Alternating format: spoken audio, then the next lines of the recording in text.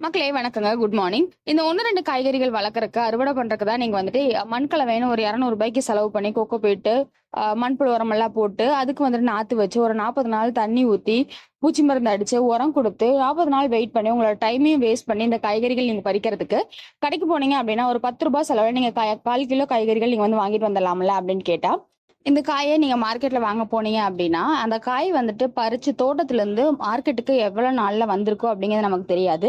நம்ம வாங்கிட்டு வந்துட்டு ஒரு வாரம் 10 நாள் நம்ம ஃப்ரிட்ஜ்ல வச்சுட்டோம் அப்படின்னா, அந்த காய் பறிச்சதுல இருந்து நம்ம யூஸ் பண்றதுக்குள்ள குறைஞ்சது 15ல இருந்து 20 நாள் வரைக்குமே ஆயிருங்க. இதுவே நம்ம தோட்டம் வச்சு வளர்க்குறோம் அப்படின்னா, காய்கறிகள் பறிச்சு அடுத்த 5வது நிமிஷத்துல நம்ம வீட்டு சமையல் கட்டுக்கு போயிரும். நம்ம வந்து சமைக்க ஆரம்பிச்சிரும். ரொம்ப ஃப்ரெஷ்ஷான, ரொம்பவே ஹெல்தியான ஒரு காய்கறியாவும் இருக்குங்க.